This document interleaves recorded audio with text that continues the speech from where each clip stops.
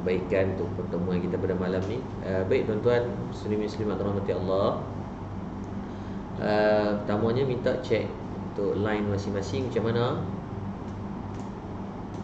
Untuk makluman, minta maklumkan dulu audio di tempat masing-masing. Macam mana?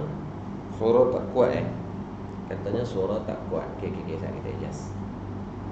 Tak kuat kalau kita kulur mikrofon ni. Okey, baik. Dan dilihat suara. Bismillahirrahmanirrahim. Alhamdulillahirabbil alamin. Arrahmanir rahim. Maliki yaumiddin. Iyyaka na'budu wa iyyaka nasta'in. Okey. Yang lain macam mana suara? InsyaAllah malam ni kita akan baca kitab fiqh, sambungan pada tajuk yang sangat penting lah, berkaitan buat wudu. Jadi sebelum kita mula, saya nak minta bantuan lain. Saya pun tak tahu kenapa engagement malam ni rendah sangat. Mungkin dia tengah Facebook tengah pening kot, nak sebab fasa kedua apa ni, PKP ni kan. So dia tak mau bagi orang katakan keluar rumah, keluar daripada Facebook pun tak boleh kan? Jadi insyaAllah tuan-tuan, bantu sama-sama untuk kita share dan kita bagi manfaat kepada orang lain juga. Mudah-mudahan sama-sama dapat fadilat dan sama-sama dapat manfaat daripada bacaan kitab kita pada malam ni, untuk kita menyambung bacaan siri yang ke-12 pengajian kitab fiqh kita insya-Allah. Ni sambil kita menumpang manfaat dan kebaikan insya-Allah. Baik tuan, boleh kan? Kalau clear insya-Allah dalam 2 minit, 3 minit kita mula insya-Allah. Baik. Alhamdulillah nahmaduhu wa nasta'inuhu wa nastaghfiruhu wa na'udzu billahi min syururi anfusina min sayyiati a'malina may yahdihillahu fala mudilla lahu wa man yudlil fala hadiya lahu. Asyhadu an la ilaha illallah wa asyhadu anna sayyidina Muhammadan 'abduhu wa rasuluh. Allahumma iftah 'alaina hikmataka wa anshur 'alaina min khazaini rahmatika ya arhamar rahimin. Rabbana zidna 'ilman nafi'a warzuqna fahma. Allahumma yassir wa la tu'assir bitamin bi khair amin amin ya rabbal alamin. Qala Allah ta'ala fil kitabil aziz, a'udzu billahi minasy syaithanir rajim. Alladzi khalaqal mauta wal hayata liyabluwakum ayyukum ahsanu 'amala wa huwal 'azizul ghafur. Shadaqallahul 'azim. Wa qala Nabi sallallahu alaihi wasallam, sayusibu ummati da'ul umami ya Rasulullah wa ma da'ul umami al-ashar wal bataru wat takasur wat tanajush fid dunya wat tabakhut wat tahasud hatta yakuna al-bakhyu aw kama qala rawahu Imam Al-Hakim. Baik. InsyaAllah kita akan menyambung bacaan kita bab berkaitan wudu. InsyaAllah bersama kita ramai Nur Amirah Muhammad Kamil daripada tim JTT, Saurah Awi daripada tim Jatuh Ramu Malaya, Kak Hera Hilmi daripada Health Beauty, Aini Ahmad daripada Aini Beauty, Fakhruddin daripada Fakhruddin Skincare, lepas tu Ain Mahaziz juga daripada tim JTT. InsyaAllah tahniah tim Amirah Kamil, tim Ain Mahaziz yang accept the challenge untuk buat sehari baca 1 juzuk Al-Quran. Alhamdulillah. Baik, untuk Ain Mahaziz semalam tak ada kuliah ke Ustaz. Minta maaf, Ain semalam tak ada kuliah disebabkan kita yang pertamanya ada perjumpaan dengan tim Zayan. InsyaAllah untuk makluman, jam tadi kan ada program kita ada program dengan Zayan, dan insyaAllah lepas ni pun kita akan ada program yang lebih kerap lah dengan Zayan untuk more on satu yang utama mungkin parenting, dan juga saya akan jemputlah setiap minggu insyaAllah. Kalau tak ada arah melintang lah ikut daripada planningnya, kita akan jemput panel-panel ataupun usahawan-usahawan. Kita akan buat macam usrah nurani, tapi bukan usrah nurani macam di IKIM tu lah, ni lain sikit insyaAllah. Ke Al-Latifah Habu bersama kita insyaAllah. Baik, semua yang terlibat insyaAllah bantu untuk share, bantu untuk kita sama-sama sebarkan untuk kawan-kawan yang lain. Macam saya tengok ada tadi 2-3 orang yang tag kawan-kawan dia, dan yang bestnya saya tengok nama kawan dia pun dah ada sekarang di dalam ni. Sebab tu kadang-kadang hari ni manfaat kebaikan kita tak boleh nak buat, tapi kita boleh bantu sebagai pemudah cara untuk buat. Dengan kita tag nama-nama dia orang duduk di rumah sekarang, mungkin tak tuntuang nak buat apa kan. So bila keluarnya ni, dia pun dapat fadilat manfaat sekali lah insya-Allah. Bukan kata salah tengok TV tu kan, boleh nak tengok TV, tuan-tuan nak peluk TV tu pun boleh, tapi kita ambil juga dalam 24 jam dalam kehidupan harian kita, ada juga ruang-ruang ilmu yang masuk, walaupun yang bercakap ni bukanlah orang yang terlalu berilmu, tapi kita sama-sama menumpah manfaat insya-Allah. Ramai saya tengok malam ni di antara 2-3 tim yang besar daripada JRM Jatuh Ramah Malaya, daripada tim CHAMS, daripada tim JTT Jamutun Teja, insya-Allah. Mereka ni buktikan dalam sibuk berniaga still boleh duk ngaji. Apa jangan buat cerai lah. Yang lain pun Kak Hera pun insya-Allah, founder-founder sendiri pun belajar. Dan baik, kita akan menyambung bacaan kitab kita. Mudah-mudahan Allah memberikan keberkatan pahala kepada kita semua. Sambil-sambil kita mula dulu, sambil-sambil insya-Allah sahabat-sahabat kita yang lain masuk. Sebab ramai yang kata dia tak nampak sampai dah buka refresh 2-3 kali pun tak nampak dalam live ni kan. So tak tu saya tak upaya orang tu nak tolong macam mana. Dan mudah-mudahan Allah bagi keberkatan lah kepada kita semua insya-Allah. Abang Jih Usama pun bersama kita insya-Allah. Sampaikan salam pada Ustaz Ibnu Rijal insya-Allah. Okey, kita akan menyambung bacaan kitab. Waalaikumsalam warahmatullahi wabarakatuh. Baik, kita akan menyambung bacaan kitab kita insya-Allah. Hari itu kita dah berbincang di antara rukun-rukun wudu itu ada 6. Dan kita dah masuk pada bab yang pertama, yakni an-niyah, yakni dalam bab niat. Dan malam ni kita akan terus kepada bab kita bincang hari itu ada 6 rukun yang Allah sebutkan, 4 di dalam Al-Quran dan 2 di dalam hadis. Di antaranya apa? Daripada 6 rukun ni, yang pertamanya antaranya membasuh muka. Basuh muka Allah sebut dalam Al-Quran. Yang kedua, membasuh kedua tangan juga disebutkan dalam Quran. Yang ketiga, mengusap bahagian kepala ni. Di antaranya bahagian kepala ni diusap, maka dia termasuk di antara Allah cerita dalam Quran. Yang keempat, basuhan kaki. Membasuh kaki Allah Subhanahu Wa Taala sebut dalam Quran. Yang dua lagi yang jadikan 6 tu di mana? Di antaranya niat dan juga tertib. Niat dan tertib tak sebut dalam Quran, tetapi disebutkan oleh bagi hadis Nabi sallallahu alaihi wasallam. Jadi lengkap dah disebut dalam kitab Busyra Al-Karim. Maka daripada 6 ini adalah daripada bahagian-bahagian dalam rukun dalam wudu. Jadi kat situ kita dah belajar daripada kecil lagi, tapi kadang-kadang mungkin kita terlepas pandang yang membuat kita tak tahu. Baik, niat bermula ketika membasuh muka. Maksudnya niat ni mula-mulanya yang wajibnya adalah ketika mula basuh muka. Sebab apa? Muka adalah anggota wajib. Muka adalah anggota wajib. Jadi selain daripada tu, habis tu ustaz kami mula dengan basuh tangan dulu, dengan kumur, dengan buah yang lain hidung apa semua ni, tak ada masalah. Yang tu adalah sunat. Yang wajib pada anggotanya adalah membasuh muka. Pada mula-mulanya adalah basuh muka dululah. Macam mana pula dia kata ustaz, kami yang mungkin niat awal, jika sudah berniat awal, yakni ketika mula basuh tangan. Basuh tangan ni bukan basuh tangan yang anggota wajib lagi, dia basuh tangan sebab kotor tu kan. Maka nak basuh tangan, maka ataupun ketika berkumur, maka niat tersebut hendaklah dikekalkan sampai dia basuh mana-mana daripada bahagian muka. Maksudnya dia main-main tu dia basuh tangan dulu kan. Biasa kita lah ambil buka pakai ayak tu, kita basuh tangan tu kan. Maka kita dah mula berniat daripada basuh tangan. Nawaitul wudu'a fardan lillahi ta'ala tu kita dah mula dah. Boleh tak? Boleh, tak ada masalah. Tetapi ingat pada anggota yang mestilah niat itu dikekalkan daripada mula basuh tangan dengan cara berkumur, dengan ayak basuh ke hidung ni, sampailah kita basuh muka tu, mestilah niat itu dikekalkan. Tak boleh duduk lagi, duduk buat lok-lak dalam diri, duduk balik, duduk fikir benda lain. Takut benda tu tak terangkat. Jika tidak kekal, niat itu belum memadai, hendaklah dia berniat semula. Mestilah tajdid semula daripada niat yang dia buat. Dalam bab niat jangan buat lebih kurang. Sebab tu Al-Imam An-Nawawi rahimahullah ta'ala menyebut di dalam kitab Matan Arba'in, di antara hadis yang awal dimulakan dalam Matan Arba'in adalah hadis berkaitan niat. Innamal a'malu binniyat wa innamal likulli man nawa, tu kan, ila akhir daripada hadis. Meletakkan bahawasanya pentingnya dalam bab berniat. Baik, ada dua cara untuk berniat. Para ulama di antaranya dalam kitab Safinatun Najah ini membahaskan tentang ada dua cara untuk berniat. Ada orang dia kata ustaz nak berniat ni payah ustaz, sebab nak kena tunggu ayak kena titisan yang pertama. Jangan buat leceh tu kan. Ada orang yang dia kata kena ayak tu titik jatuh tutup kena cepat-cepat niat. Jangan gitu. Islam bukan agama yang membebankan sampai peringkat macam tu. Tak.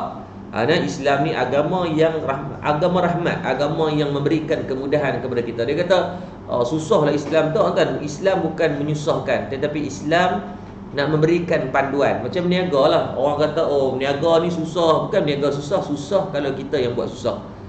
Islam letakkan garis panduan dalam bab muamalat. Sebab tu ada kitab-kitab muamalat yang menceritakan soal-soal perniagaan pada kita. Betul panduan-panduan. Sebab tu sahabat-sahabat Nabi pun berniaga, tapi dia berniaga dengan cara yang Allah redha. Sebab tu Nabi disebut apa dalam kitab ni, ada dua cara untuk berniat. Yang pertama, jika ada seseorang yang sihat, yang tidak ada penyakit, seperti selalu berhadas, yang disebut dengan daim al-hadas, iaitu seperti salithul baul.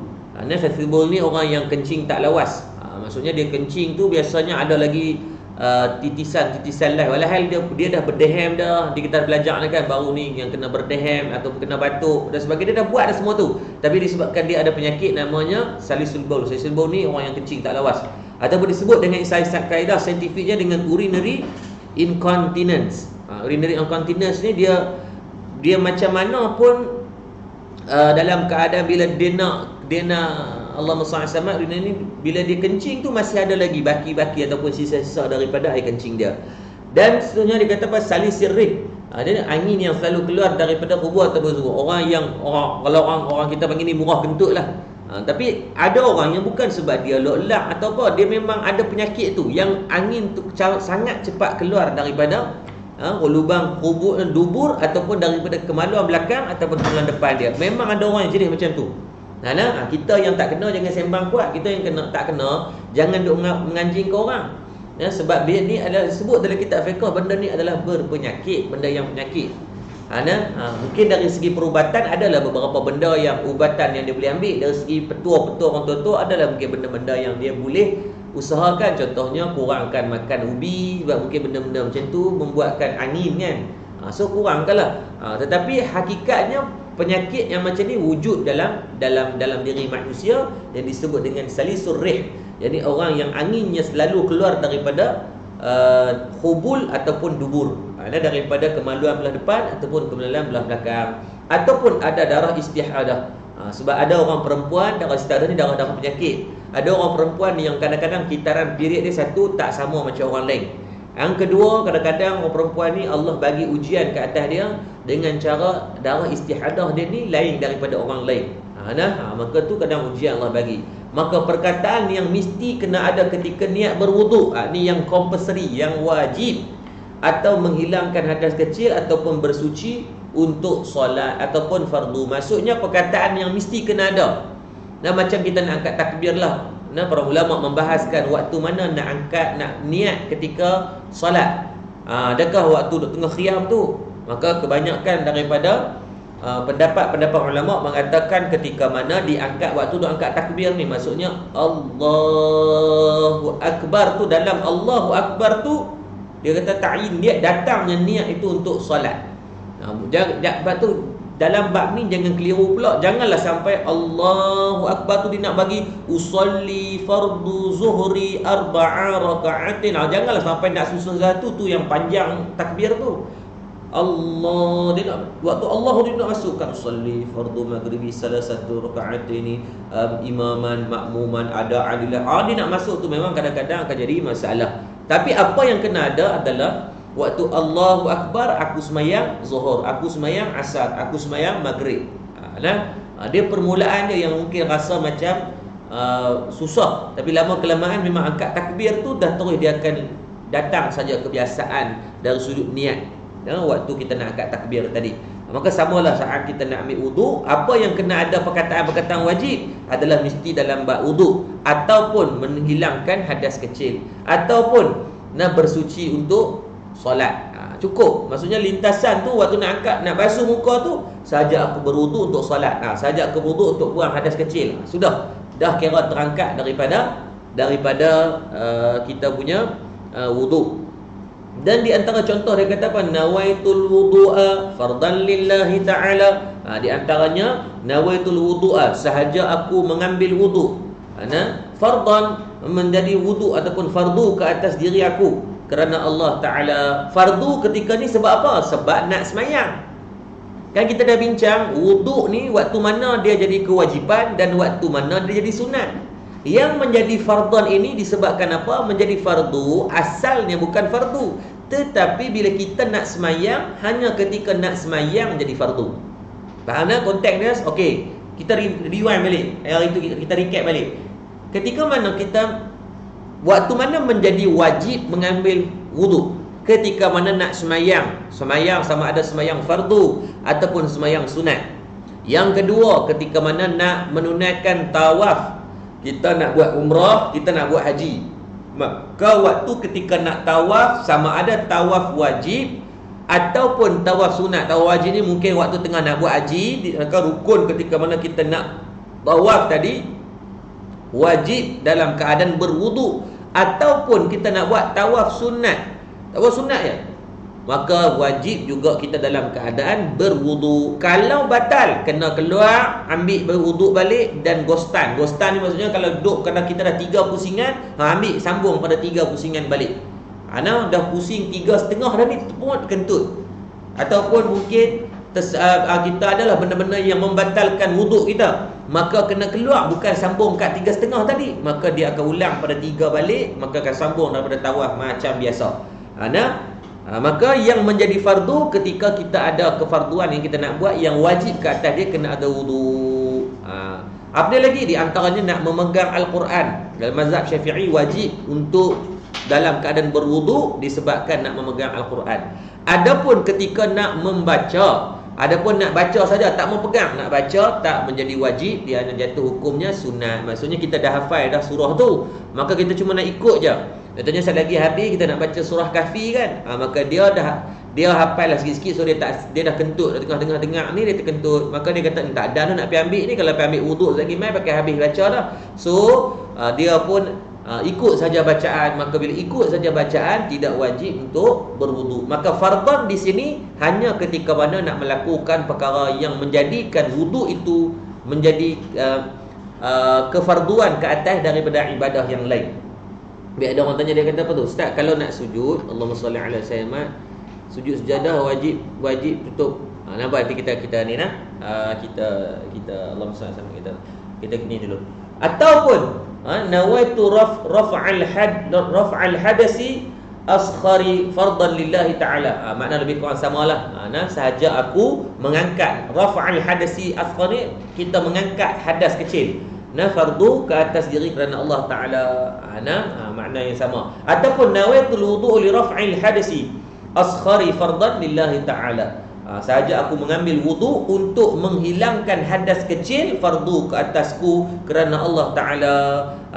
Tapi ingat, musannif dia kata apa? Yang wajib adalah mesti dalam keadaan niat kita itu wujud perkataan wudu, ataupun menghilangkan hadas kecil, ataupun fardu wudu. Selesai. Tak usah faham teruk-teruk lah. Dia kata mesti kena niatnya macam ni.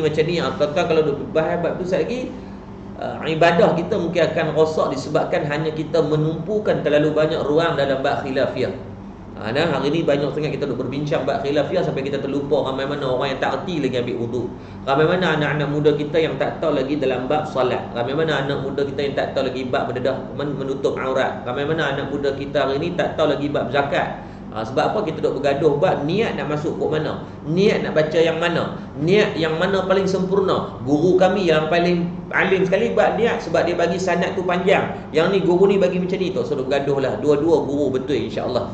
Yang penting kita ambil dan kita boleh amalkan amalan tersebut dalam kehidupan kita, mudah-mudahan ada keberkatan. Selesai masalah. Yang kedua, di antara diajarkan cara berniat, jika ada penyakit selalu berhadas seperti yang disebutkan di atas, macam kita sebut tadilah, di antaranya salasil baul, penyakit yang kencing tak lawan. Kencing tak lawan, maksudnya bila lepas dia kencing tu masih ada lagi, biasanya dia akan keluar ujung-ujung tu, dah kencing dah ni, dia masuk rumah balik akan rasa ada titisan-titisan. Ni benda ni penyakit.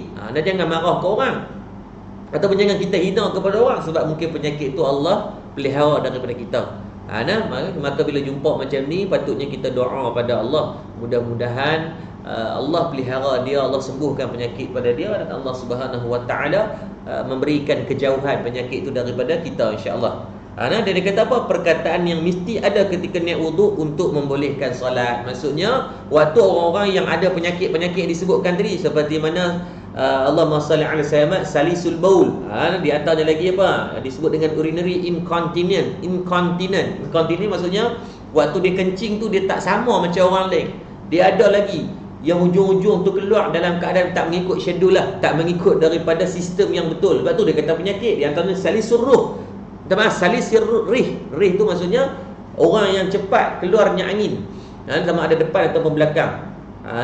Ataupun darah istihadah, orang-orang yang macam ni, maka wajib kata mesti mereka kena dalam niat mereka nawaitul wudu'a liistibahati salati fardan lillahi ta'ala, atau bahasa Melayunya sahaja aku mengambil wudu untuk membolehkan solat fardu. Sebab apa dia ambil wuduk tu? Sebab nak bagi boleh solat fardu. Walaupun dia yakini dalam keadaan dia berwuduk tadi, mungkin tak lagi akan keluar lagi sama ada salis subur ataupun salis ruh, rih tadi masih berlaku. Tapi disebabkan nak kena semayang juga, maka dia abaikan sekejap, maka fokus dan tumpu dia hanya kepada solat. Mana? Baik. Catatan wuduk bagi orang yang daim al-hadas ataupun orang yang selalu berhadas. Ini orang yang ada masalah daim al-hadas lah. Ini yang kita bincang tadi. Daim al-hadas adalah orang yang selalu dalam keadaan hadas, sama ada hadas besar ataupun hadas kecil kerana darurat.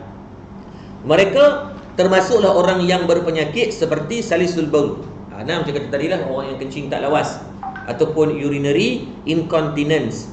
Yang kedua, salisul rih, orang yang angin selalu keluar daripada kubul ataupun dubur, ataupun orang yang darah istihadah. Ada 3 keadaan. Orang yang disebut dengan orang yang selalu berhadas.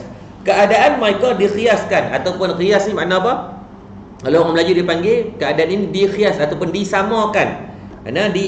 Diistilahkan ataupun ditamsilkan sama seperti tayamum. Oleh itu seperti tayamum, satu wuduk hanya boleh digunakan untuk solat fardu sahaja, tetapi boleh digunakan untuk berbuat solat. Baik. Ini disebut dalam kitab I'anah At-Talibin. Macam ni.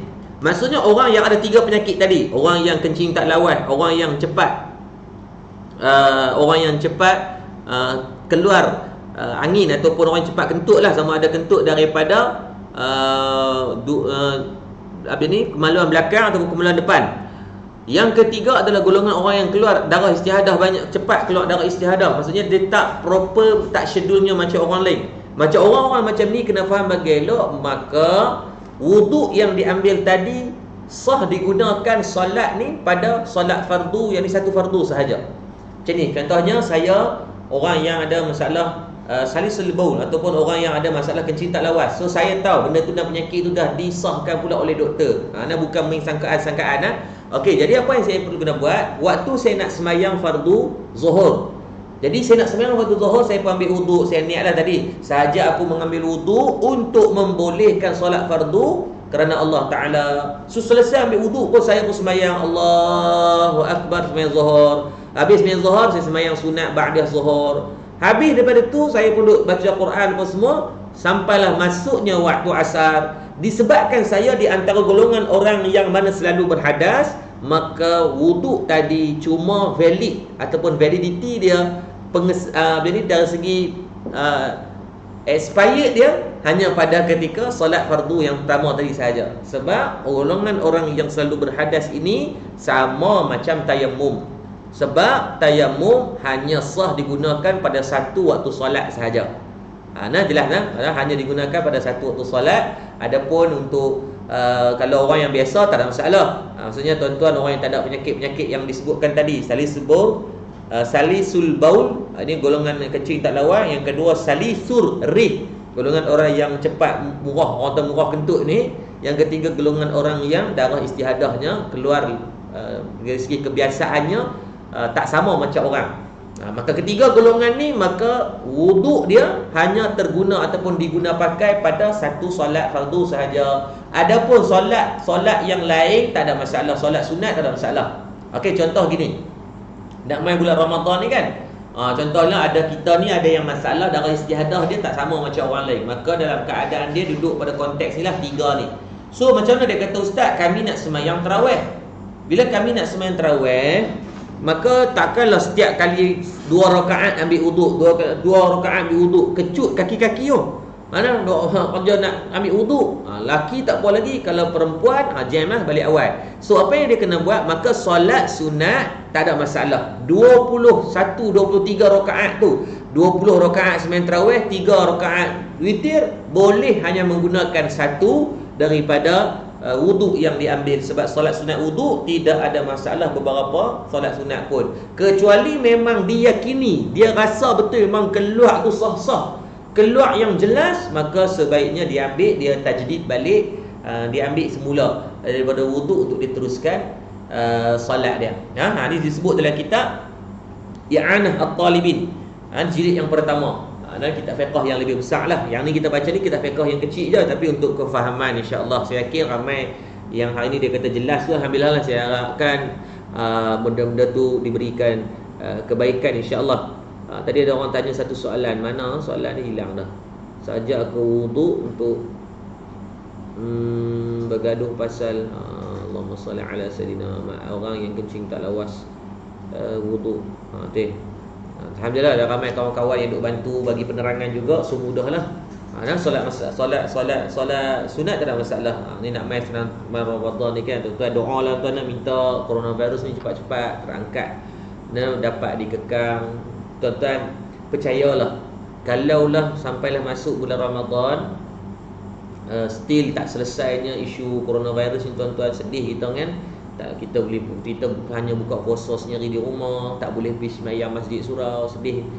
Memang saya rasa mungkin seumur hidup saya inilah kali pertama lah kalau jadi macam tu, yang kita takkan rasa suasana Ramadan tu semeriah macam yang lain. Percayalah. Jadi sama-sama tugas kita sebagai rakyat Malaysia tu, kita sama-sama usahakan doa lah, minta Allah Subhanahu Wa Taala mengangkat bala dan musibah ni secepat mungkin. Mudah-mudahan Allah mengampunkan. Saya yakin banyaknya dosa-dosa kita ni yang kita buat dengan sebab dosa tu, Allah mengazab kita dengan keadaan yang macam ni. Ahlan wa sahlan buat sahabat-sahabat yang baru masuk, Ibu Hanim, Ibu Faridah Hanim, alhamdulillah bersama kita, Aminuddin Idris. Ni guru orang yang hebat belakang ni, dia pun bersama kita. Ada beberapa asatizah yang lain pun join, alhamdulillah. Saya tak lupa kepada sahabat saya tu, saya perasan dia selalu masuk. Adwa Roslan, sahabat saya waktu zaman Ministri Pertahanan, orang yang sangat baguslah pada saya. Orang yang sangat rajin, orang sangat komited dengan kerja dia. Saya doalah semua sahabat-sahabat 200 orang yang ada ni, moga Allah bagi rahmat dan kebaikan. Mohon bantuan untuk share, dan kita ajak kawan-kawan yang lain juga. Tag tuan-tuan, tag kawan-kawan, nama kawan kita siapa dia yang ada, kita tag dia, ajak je dia main, insya-Allah tuan-tuan. Kalau bukan sekarang dia datang dengan kuliah pun, insya-Allah mungkin esok pagi dia buka telefon, dia akan buka. Ni Abang Syukri kita pun ada, Syukri HSN, founder kepada jamu JTT, Jamu Tun Teja. Ni orang-orang hebat ni, tok-tok guru belakang ni. Cuma dia tu low profile je, insya-Allah. Jadi kita fahamlah jadi macam mana keadaan wuduk itu. Baik, dalam mazhab Syafi'i sunat melafazkan niat setiap kali hendak melakukan ibadah. Baik, dalam mazhab Syafi'i sunat melafazkan. Apa makna lafaz ni? Maksud lafaz ni diucapkan terus. Lafaz ni benda yang keluar. Maka disebutkan ulama, dia kata apa? Makna lafaz ni adalah perkataan itu keluar dan dengar di telinga sendiri. Bahasa mudah gini nak faham kita ni, yang kita ni lafaz ni maksudnya bila dia tu ustaz, lafaz kami niat dalam hati. Tu dia tak panggil lafaz, tu dia panggil niat dalam hati. Tapi bila sebut dengan lafaz ni maksudnya kita ucap tu dengar sekurang-kurangnya dengan telinga kita. Maksudnya kita bacalah nawaitul wudu'a lillahi ta'ala. Contohnya saja aku ambil wuduk ni kerana Allah Ta'ala. Lafaz tu dengar ni dengan telinga kita. Ataupun kita dalam lafaz ketika mana kita nak niat solat, usalli fardhu subhi raka'ataini adaan lillahi ta'ala, maka sekurang-kurangnya dengar di telinga kita, bukan dengar kepada jiran sebelah kita sahaja. Telinga kita. Habis kita ustaz, macam mana pula orang yang pekak? Orang yang pekak dengan kadar biasa, jangan jerkah pula. Ni dia pergi jerkah, usalli fardhu, jangan buat gitu. Dengan kadar yang biasa. Ustaz nak tanya, kalau solat witir rakaat 2+1, bangun untuk satu rakaat tu perlu tak niat rakaat? Ya, perlu untuk niat witir semula. Dia tak boleh tiba sedah terus.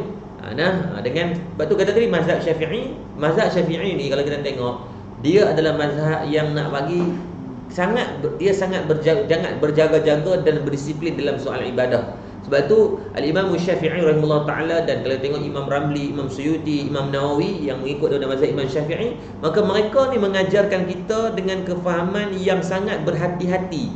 Walaupun dalam mazhab yang lain boleh je dekat niat dalam hati, tak perlu untuk dilafazkan. Tapi dalam mazhab Syafi'i dia nak bagi ibadah kita ni kalau boleh ni, biar pada kita yang khususnya makam orang awam ni, rakyat-rakyat marhai ni, yang ibadah kita ni dah tak kuat, dah lah sikit, dan dengan sikit lepas tu tak sempurna pula, pakai tak ada apalah. Jadi nak bagi yang sikit ni pun tapi dapat kualiti. Maka sebab tu diajarkan dengan sunat melafazkan niat setiap kali hendak melakukan ibadah. Waktu berniat adalah beberapa saat sebelum melakukan ibadah kecuali berpuasa. Maksudnya dalam mazhab Syafi'i, sunat ni beberapa saat sebelum ambil wudu, beberapa saat tu kita dah boleh mula berniat. Nak semayang sama juga, jangan 2 jam lagi nak semayang lah niat dah. Dan semayang syak ni tak masuk kan. Contohnya nak semayang syak pukul 10.30 tadi, pukul 9 dalam duk tengok drama Melayu tu, dia kata dah aku nak bayang syak lah sekali lagi, dah tiba awal dah. Tak boleh, dia mesti beberapa ketika sahaja sebelum daripada kita nak menunaikan ibadah tersebut, kecuali berpuasa. Dalam mazhab Syafi'i boleh ketika puasa, boleh. Puasa contohnya kita sahur awal malam ni, biasanya geng-geng bujang lah. Geng-geng bujang ni dia relax lah. Contoh ni macam Mira ni, dia bujang duk sok sendiri kan. So biasanya dia makan awal. Depa pula jenis mungkin nak jaga, tak mau bagi gemuk apa semua. Ataupun ada orang yang macam kami laki dulu waktu zaman universiti, kita makan siap-siap malam. Jenis penyegan bangun pagi kan. So kita makan siap-siap, so niat boleh, tak ada masalah. Ni Ustaz nak tanya, kalau macam tu masalah kencing tak lawas tadi tu kan, contoh antara waktu maghrib dengan isyak tu, dia yakin tak ada cecair yang keluar, masih perlu wuduk baru tu. Memang kalau dia yakin tak keluar, biasanya orang tak ada, dia bukan salah sebul lah. Biasanya orang yang salah sebul ni dia memang dia yakin tak yakin biasanya dia keluar. Biasanya. Tapi kalau kita ni yang bukan macam tu, maka insya-Allah lah, mudah-mudahan kita ni bukan orang yang salah sebul. Salah sebul ni memang, dan dibuktikan lah, dan dia buat test perubatan, doktor sesahkan dia orang yang macam tu penyakit, So bukan salah orang yang mengalami itulah. Penyakit macam penyakit orang lain tanggung juga. Sebagainya lah. Bukan dia nak penyakit, jarang orang angkat tangan, ya Allah bagilah aku kena penyakit kencing tak lawas. Yang menjadi masalah sekarang bukan masalah penyakit salisil bol tu, yang menjadi masalah adalah penyakit orang yang jenis kencing orang ni, kerja burung orang dan sebagainya. Itu masalah. Sebahagian ulama berpendapat menghadirkan keinginan untuk berpuasa pada waktu hari dianggap sebagai niat. Sebahagian dalam mazhab Syafi'i disebut dalam kitab Ar-Raja', dia kata apa? Malam tu kita dah, sebelum tidur tu kita dah terlentah dalam hati kata okey aku nak puasa esok, maka dah dikira sebagai niat puasa. Cuma mesti dalam mazhab Syafi'i meletakkan bahawa seboleh-bolehnya, sebaik-baiknya dilafazkan juga beberapa saat ataupun ketika sebelum kita mulanya berpuasa. Maksudnya waktu nak puasa tadi, bila mula start puasa, bila selesai masuknya waktu subuh. Maksudnya pukul 6:05 nak azan tu, waktu itulah kita tajdid niat kita. Maksudnya tahun ni saya yakin pengalaman yang sangat berharga, tuan-tuan muslimin muslimat akan banyak ruang dan waktu bersama dengan keluarga ketika bulan puasa. So manfaatkan sebaik mungkin. Waktu ni lah tuan-tuan untuk kita nak ajak anak-anak kita, family kita, maksudnya duduk dekat meja makan tu kan, kita selepas atau waktu kita nak makan sahur, kita pun ambil masa 2 minit, 3 minit, kita bagi tazkirah ke anak-anak kita. Bukan nak abang kata kita ustaz, bukan nak abang kata kita ni berilmu, tapi nak at least kita ada ruang yang anak-anak ada pengisian rohani, kita boleh bagi duduk tu. Okey, Assalamualaikum warahmatullahi wabarakatuh. Okey, pagi ni abah nak cerita tentang niat. Niat, ingat dalam mazhab Syafi'i sunat untuk kita pagi ni pun untuk kita terus lafazkan niat. Okey, jom ikut jadi abah nawaitu sauma qadin ada syahr Ramadan, kita pun baca, anak pun akan ikut. Esok tajuk lain pula. Okey, ingat. Ataupun nak buka puasa lagi, kita buat tajuk lain pula. Nak buka puasa, baik ingat sebelum kita ni kena baca doa sekian-sekian. Doa apa? Allahumma laka sumna wa bika amanna wa ala rizqika aftarna birahmatika ya arhamar rahimin. Jadi dalam bab ni ambillah ruang 2-3 minit kan, bukannya nak suruh tuan-tuan sampai mengaji azhar baru nak balik buat macam tu dan sebagainya. Boleh tak kita ambil wuduk dalam tandas? Boleh. Cuma kita dah bahas tajuk tu, waktu nak berwuduk ataupun waktu nak lafazkan niat adalah sebelum masuk bilik air. Cuma lintasan waktu nak ambil wuduk tu, lintasan hati tu mestilah ada aku ambil wuduk. Niat puasa boleh tak segala-gala? Baik, ada pendapat dalam, nanti kita akan bahas berkaitan niat puasa 30 hari tu boleh tak? Ada pendapat yang membolehkan. Kalau malam sebelum tidur kita terlintas dalam hati niat puasa, maka esok niat puasa. Orang yang sihat bila cara dia kencing tak betul pun kencing dia tak lawas juga, apalagi yang sakit, betul? Sahabat kita Faizul dia kata orang yang sihat sendiri pun ketika mana dia kencing tak betul, masuk kencing tak betul ni, kedudukan dia satu. Yang kedua, selesai dia kencing dia tak berdehem ataupun dia tak urut dulu. Di antara contohnya, di antara kemaluan dia tak urut daripada pangkal hujung sampailah kepada yang depan sekali. Maka biasanya di antara ruangan kemaluan ni, bagi lelaki dulu lah, ruangan kemaluan ni mungkin ada sisa-sisa. Dia duk malu kan, bukan masalah malu. Tuan-tuan, ni masalah fiqh. Sebab bila kita tak selesai masalahnya boleh mengganggu ibadah dan menghilangkan sah pada ibadah tadi. Dan solat kita boleh dapat dosa pula. Jadi kena faham bagi Allah, maksudnya kena urut bagi terkeluar habis dan berdehem dengan sekurang-kurangnya dengan ataupun dengan batuk. Buat macam tu. Tadi dalam kita dah bincang bab ni. Jadi bukan tuan ustaz segan lah ustaz kata ni, bukan. Sana kena ini ilmu. Bila bab ilmu ni kena ambil ni lah. Baik, waalaikumsalam sahabat saya Encik Khairul pada bersama kita, masya-Allah. Lama tak dengar suara, rindu tu mai dengar. Belagak dia lah ni. Cik Karul, sahabat saya, masya-Allah, semasa permulaan basuh kedua tangan untuk wuduk kerana niat aku ambil wuduk. Ya, betul. Cik Azia, maksudnya waktu itulah lintasan yang wajib. Adapun yang kalau nak buat yang sebelum, maksudnya sebelum masuk bilik air tu kita dah mula dah nawai tu wuduk, tak ada masalah. Itu yang terbaiklah dalam mazhab Syafi'i.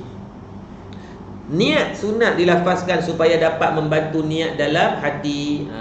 Syekh Nawawi Al-Bantani menyebut dalam kitab dia Kashifah Asy-Syaja', niat itu di dalam hati tidak wajib diucapkan dengan lisan, akan tetapi mengucapkan niat hukumnya adalah sunat untuk membantu hati menghadirkan niat. Baik, kata Syekh Nawawi Al-Bantani, dia kata niat itu memanglah tak wajib dilafazkan, tetapi kenapa dilafazkan? Sebab nak membantu hati menghadirkan niat. So bila kita sebut di mulut ni, automatik dia masuk untuk dalam hati. Nak bantu. Sebab kita ni kan kadang dia ada penyakit yang was-was, dia panggil waham ataupun was-was, dia macam-macam kan. So nak menghilangkan was-was tadi, maka disunatkan ke atas kita dengan cara kita melafazkan di mulut.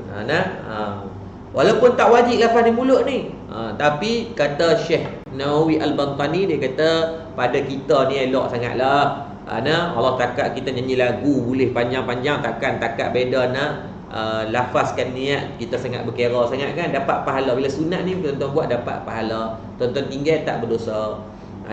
Kepentingan niat. Niat penting yang pertama untuk membezakan antara ibadah dan adat. Niat ni penting. Yang pertamanya nak membezakan antara ibadah dan adat. Contohnya apa? Duduk di masjid dengan niat iktikaf adalah ibadah. Jika hanya duduk biasa tanpa niat iktikaf, maka ia tak dikira sebagai ibadah iktikaf. Dapat pahala duduk di masjid je lah. Tu kata penting niat.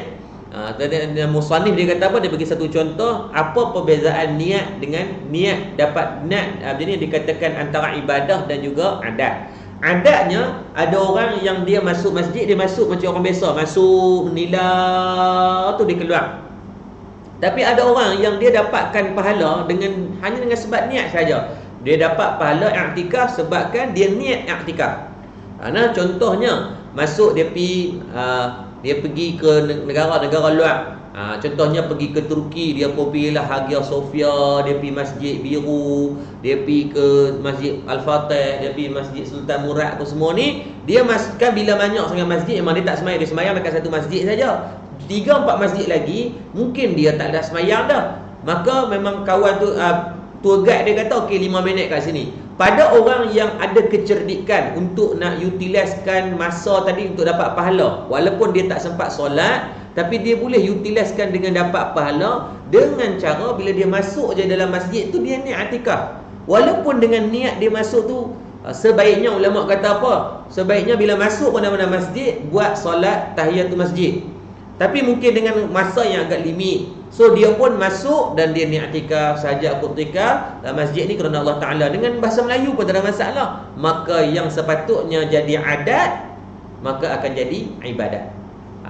Sepatutnya orang lain pun main juga. So tapi tak dapat pahala macam mana yang dia buat. Nak buang air, ada tak cara duduk bagi yang berdiri? Adakah yang sempurna bagi kecil? Baik, duduk kita dah bincang hari itu.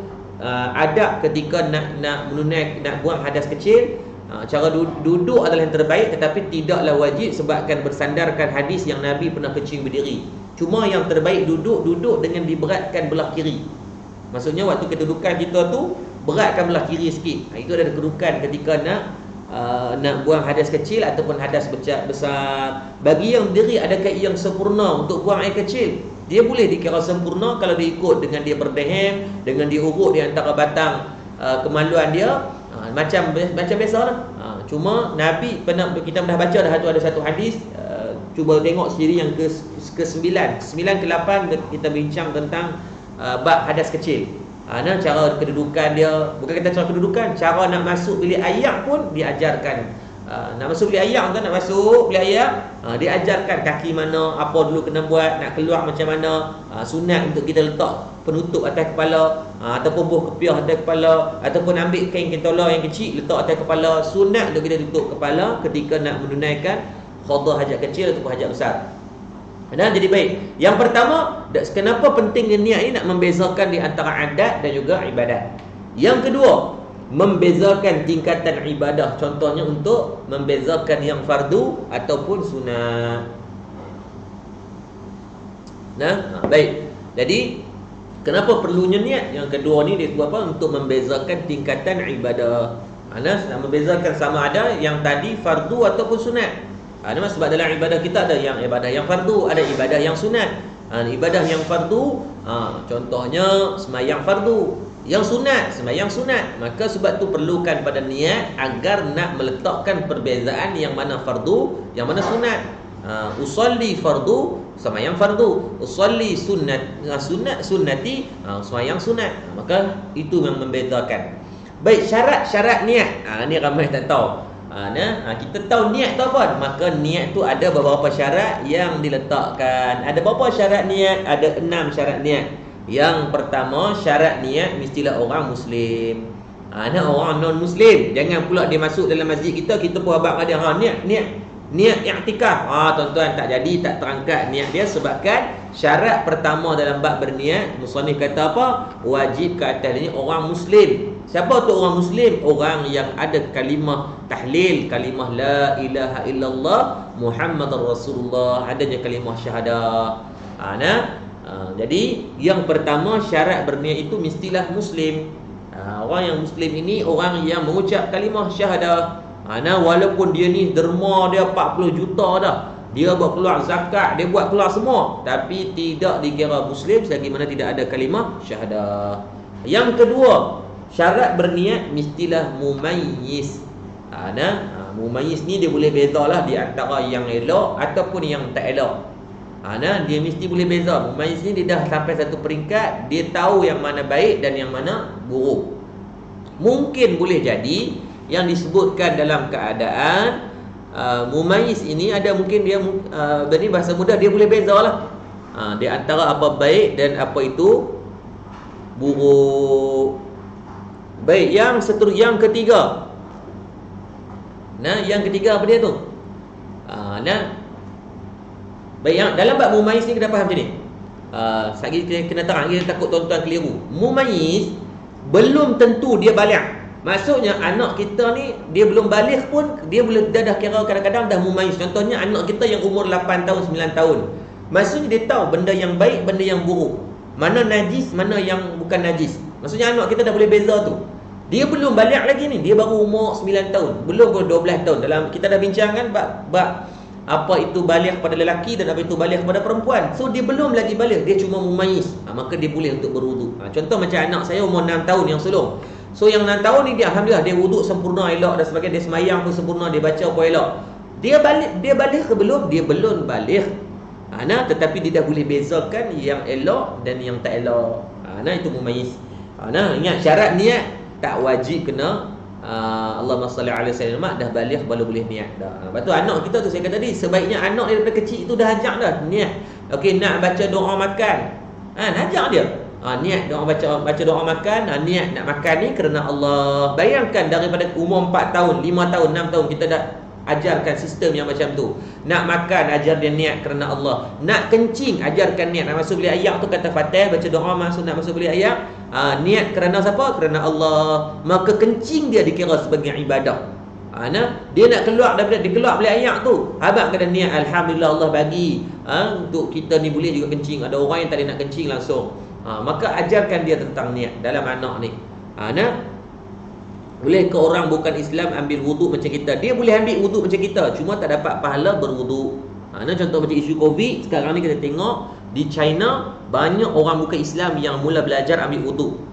Tapi dia tak dapat apa-apa pahala lah, disebabkan tadi tu dia tidak ada namanya Muslim. So dia boleh dah, kita boleh ajak dia niat pun, tapi niat dia tidak terangkat. Yang ketiga, tahu apa yang diniatkan. Maksudnya dia tahulah apa yang dia niatkan, bukan dia pun tak tahu punca. Sebab tu niat ni boleh dalam bahasa Melayu ataupun dalam bahasa yang kita faham. Tuan-tuan mungkin orang Thailand. Orang Thailand jangan paksa bahasa Melayu. Tuan-tuan duk pergi bahasa dia. Sajaku mengambil. Mampu dia. Dan dalam bahasa dia lah yang dia faham, yang dia tahu, yang dia reti. Baik. Yang keempat, tidak dikaitkan untuk memutuskan niat dengan sesuatu. Tak berkait apa-apa yang memutuskan niat dengan satu. Maksudnya tengah dia dah niat tu, boleh pula dia pergi niat nak buat benda lain pula dan sebagainya. Tak boleh, dia mesti berterusan. Yang kelima, tidak ada keraguan dalam memutuskan niat. Jangan doa ragu. Dia masalah was-was. Masalah was-was ni benda yang sangat bahaya. Lepas tu kena buang awal-awal. Maksudnya niat sekali tu terus cukup tu, jangan duk aku niat ke belum, maka letakkan keyakinan niat kita. Sebab ada orang yang kita jumpa, dia ada penyakit yang sangat bahaya, penyakit yang dia was-was tu level lain macam. Dia ambil wuduk tuan-tuan, dia ambil wuduk ni sampai 10 minit. Ni ingat tu, ambil wuduk sampai ringkat macam tu boleh jadi pembaziran pula. Allah sebut dalam Quran tu, membazir di antara perbuatan-perbuatan ataupun bersahabat dengan syaitan iblis. Maka dalam bab ni tolong. Contohnya kak-kak kita yang ada dalam ni, saya yakin ada orang perempuan yang dia suka mandi lama. Mandi kadang-kadang sampai 15 minit. Tuan-tuan, tu bukan mandi, tu spa tu nama dia. Mandi mayat pun tak buat sampai 15 minit. Tuan-tuan, tak salah dia kata ustaz kami ni mandi kena lama baru bersih. Tak. Dalam hadis sebut Nabi SAW mandi dengan nilai air yang sangat sedikit, tapi bersih. Bukannya mandi rebau. Maksudnya gosok gigi, dia nak shampoo, dia nak sabun, tapi janganlah sampai lama sangat ni, sampai kecut. Dia keluar tu kecut ni, kita tengok ni. Ni akan sampai peringkat macam tu, sebab boleh berlaku dari situ pembaziran. Mandi sekadar ala kadar lah, jangan sampai melampau-lampau. Yang keenam dan yang terakhir, yang dilakukannya termasuk ibadah yang utama, ibadah yang dapat manfaat kat atas dia lah. Baik, yang kedua, di antara rukun wuduk. Tuan-tuan, malam ni kita hadis kita besok kita akan baca hadis. Malam ni kita habis sikit dalam bab niat. Sebab niat ni sangat panjang. Ada lagi 4 muka surat bab niat saja. Bab niat wuduk. Bab wuduk. Minta maaf. Dalam bab wuduk saja walaupun 6 tapi sangat perbahasannya panjang. Dan saya yakin untuk malam ni banyak benda kita yang mungkin sebelum ni kita tahu bab niat, kita tahu bab wuduk, tapi kita macam terlepas pandang. Kita terlepas pandang, benda ni benda senang. Disebabkan benda senang ni kita ambil buat mudah macam tu kan. Jadi kita mungkin panjang sikit dalam bab wuduk ni. Sebab apa? Ingat, wuduk tu adalah kunci kepada solat. Wuduk tu adalah kunci kepada solat. Jadi tak boleh kita buat lebih kurang. Tuan-tuan semayang 2 jam, baca rakaat pertama, baca surah Baqarah sampai habis, 3 juzuk dia tiba. Tapi tengok habis semayang, dia pun kata hang imam power tu.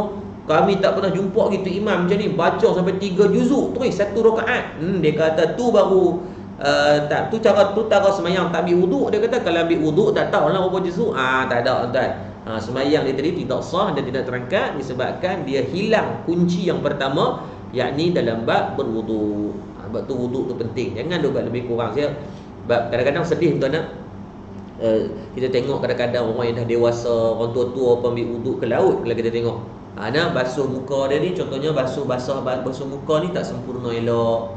Kadang-kadang Allahumma salli alaihi wasallam, basuh kaki tu dia hulung macam tu ya. Kadang-kadang kita tengok yang belakang ni tak kena tu, bila tak kena pun tuan, maka tak sah.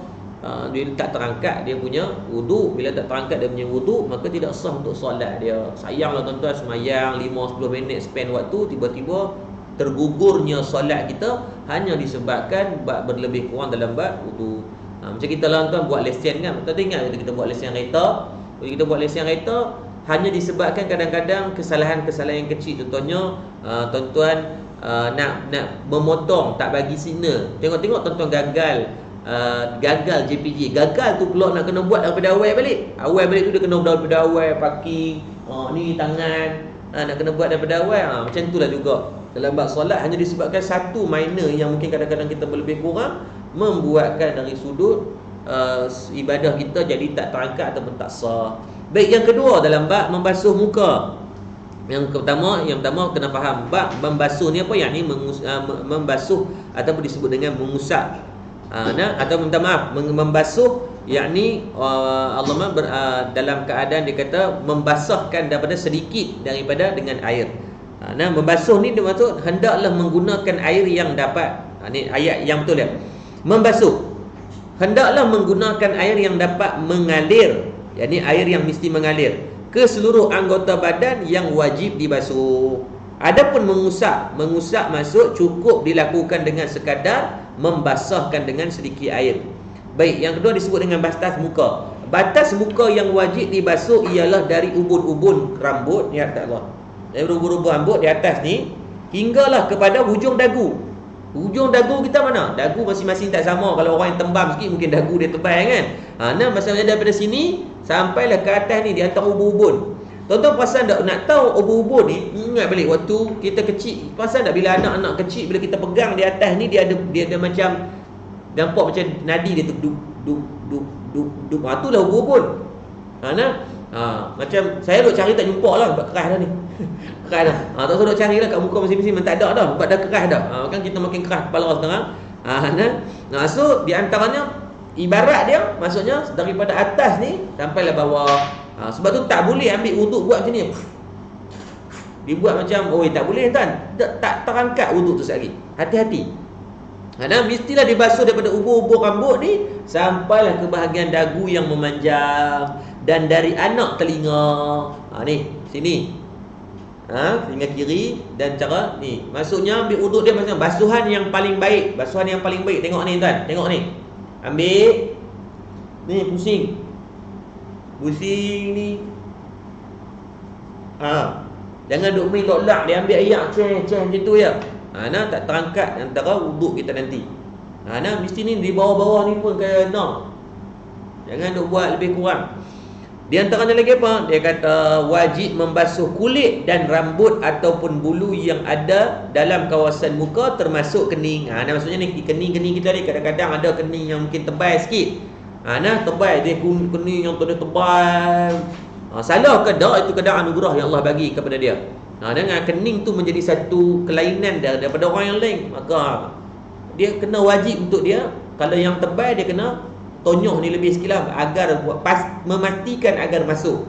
Ataupun rambut ni jenis dia panggil apa? Jambang ni. Jambang yang tebal. Jambang yang tebal, maka wajib dia kena memastikan air itu masuk di antara celahan-celahan jambang. Ataupun janggut yang tebal. Saya ada 45 orang ni. Memang jenis tak bukan betul orang tu ustaz tak simpan janggut kan, nak simpan apa pun simpan, tak nak sampai anak 4 orang dah. Banyak ni kan. Tapi kalau yang jenis tebal ni, yang jenis tebal, maka wajib untuk dia pastikan air tu masuk. Sebab tu dia kena tonyoh macam tu.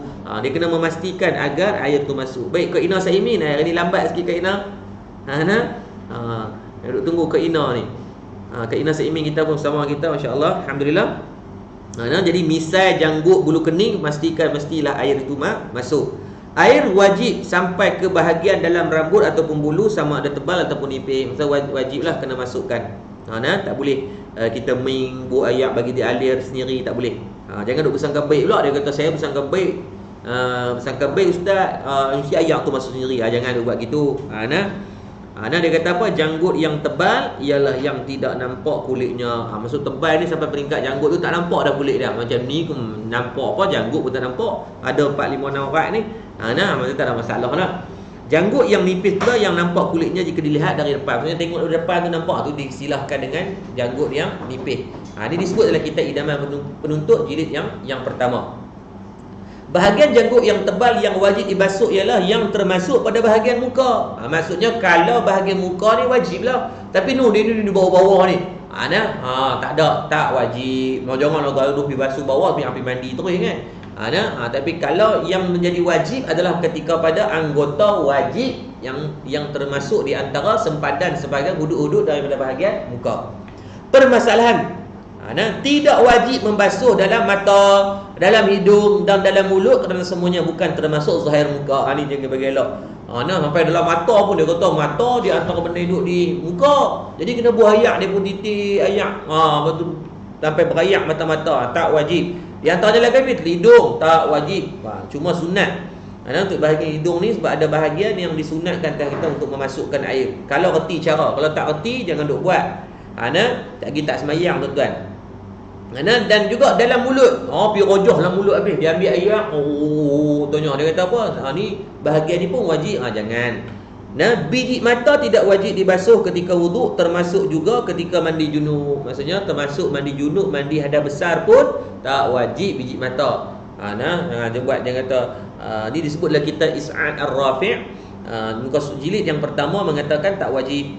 Jika ditakdirkan ada dua muka, kedua-duanya menghadap ke hadapan, maka kedua-duanya wajib dibasuh. Jika satu menghadap ke hadapan, satu menghadap ke belakang, maka yang wajib dibasuh adalah muka yang menghadap ke hadapan. Tengok sampaikan masalah-masalah muasarah yang macam ni.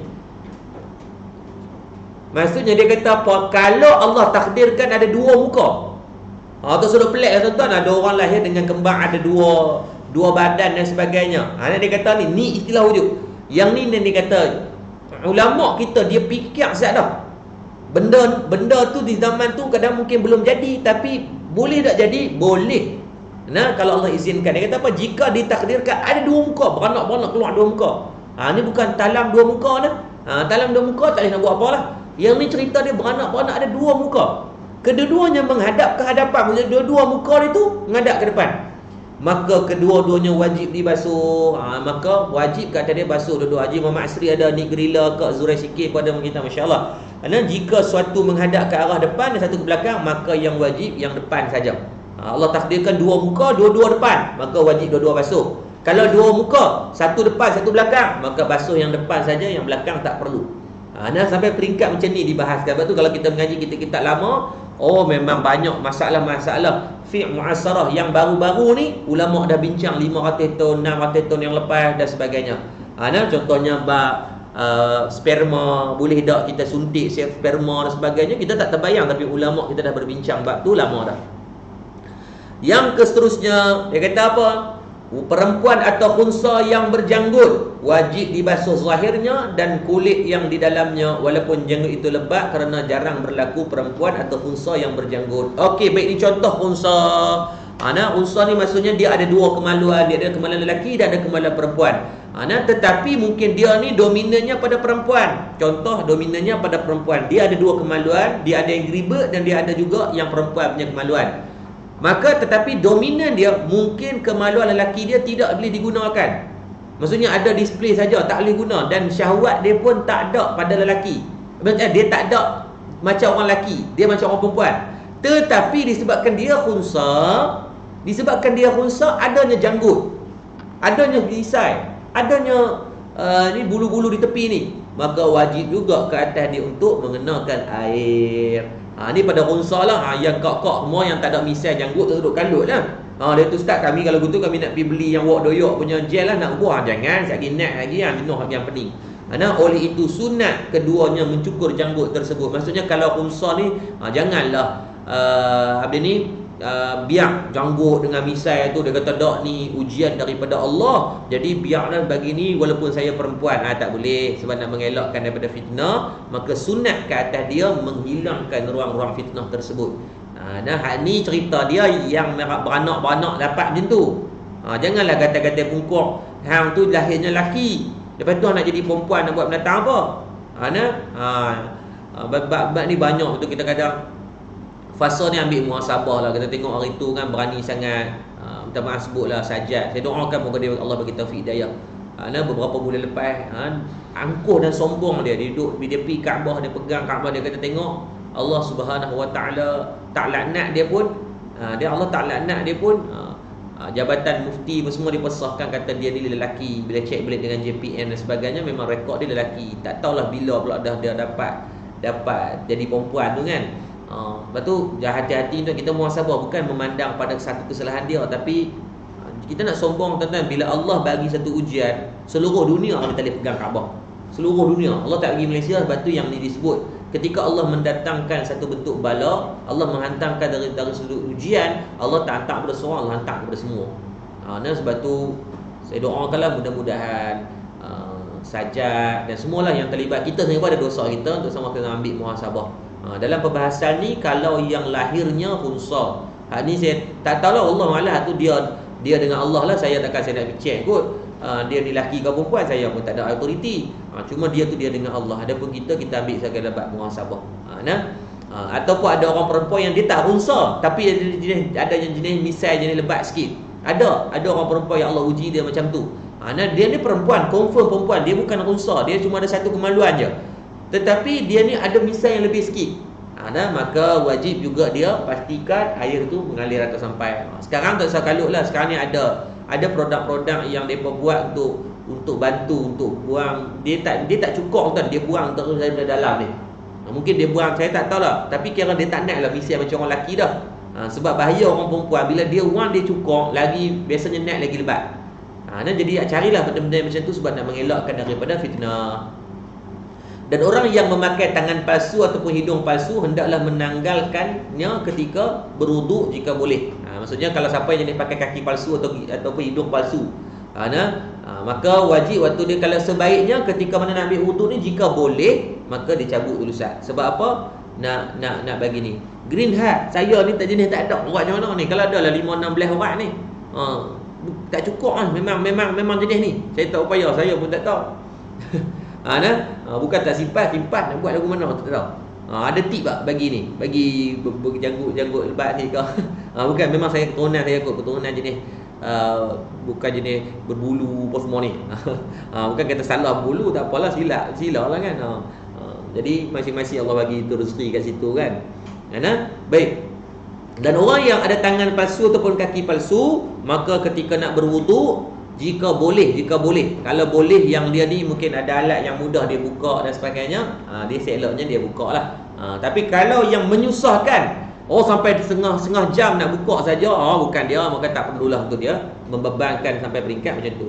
Jika tidak boleh, kerana telah melekat dengan kulit atau tidak boleh memudaratkan tali dibuka, maka tidak wajib buka. Ini disebut dalam kitab Al-Fatawa Al-Kubra, jelas dalam tersebut. Baik.